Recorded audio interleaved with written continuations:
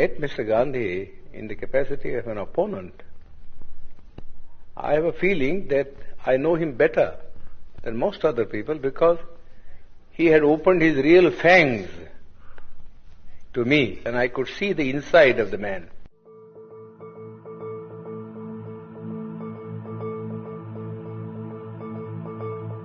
While others who generally went there as devotees saw nothing of him except the external appearance which he had put up as a Mahatma. But I saw him in his human capacity, the bare man in him. You don't feel then that he fundamentally changed the aspect of... Not at all. Not at all. In fact, he was all the time double dealing. He conducted two papers, one in English, the Harijan, and before that, Young India. And in Gujarati, he conducted another paper, you see, which is called the Deenbandhu or something like that. Now, if you read the two papers, you will see how Mr. Gandhi was deceiving the people. In the English paper, he posed himself as an opponent of the caste system and of untouchability, and that he was a Democrat. But if you read his Gujarati magazine, you will see him a more orthodox man. He has been supporting the caste system, the Varnashram Dharma, and all the orthodox dogmas, you see, which have kept India down all through ages.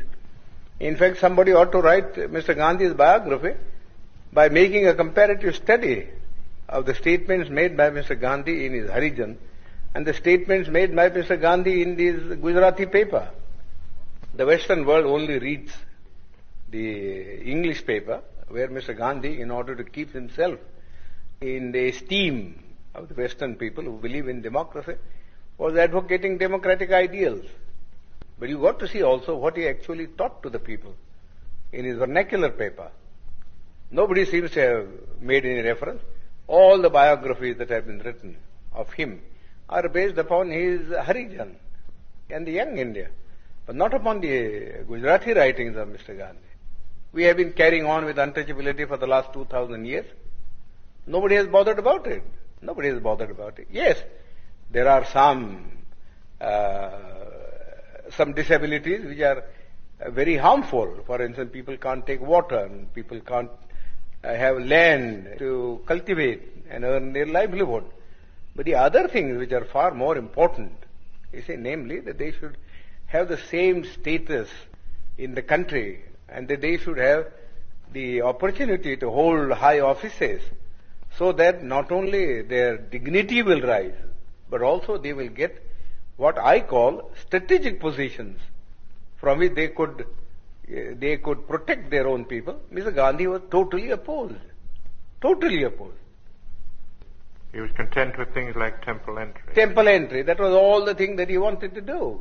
Which is nobody cares for Hindu temples now. The untouchables have become so conscious of the fact that temple going is of no consequence at all. You live in the untouchable quarters, just the same, whether you went into the temple or whether you did not go into the temple. People at one time would not allow the untouchables to travel by railways because of pollution. But now they don't mind because the railways won't make any separate arrangement. But because they travel together in the train, it doesn't follow that their life in the villages vis-a-vis the Hindus has in any sense changed. Whenever the Hindu and the untouchable alights at a railway train, you see, they assume their old robes. I do not know how suddenly Mr. Ackley agreed to give independence. That's a matter of secret which Mr. Ackley one day, I think, will disclose in his autobiography. Nobody ever expected. It is such a sudden change of front. Nobody ever expected. It seems to me, from the analysis that I make about it, there are two things which I think led to the Labour Party to take this decision. One is the national army that was raised by Subhash Chandra Bose. The British had been ruling this country in the firm belief that whatever may happen, you see, in this country, and whatever the politician may do, they will never be able to change the loyalty of the soldier. That was the one prop on which they were carrying on their administration. Now that thing was completely dashed to pieces when they found that even the soldier was being seduced and to form a party or a battalion to blow off the British. Then I think the British came to the conclusion that if they were to rule India, the only basis on which they could rule was the maintenance of the British Army, going back to the year 1857, when the Indian soldier rebelled against the East India Company. And they found that it would never be possible for the British to supply India with enough European troops to keep their hold on it. Secondly, I think the British soldier wanted the disbandment of the army immediately, so that they wanted to go to their civil jobs. How much indignation there was at this gradual disbandment of the army. Because those who were not disbanded felt that those who were disbanded were going to take their jobs. What's going to happen to them? Therefore, they could not think of having enough of a British army to keep India down. You see? And besides, they had thought, I think, thirdly, that after all, what they gained from India was commerce, and not so much the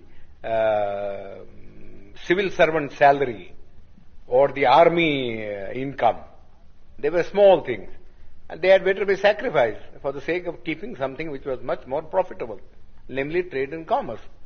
Because whether India remain independent or India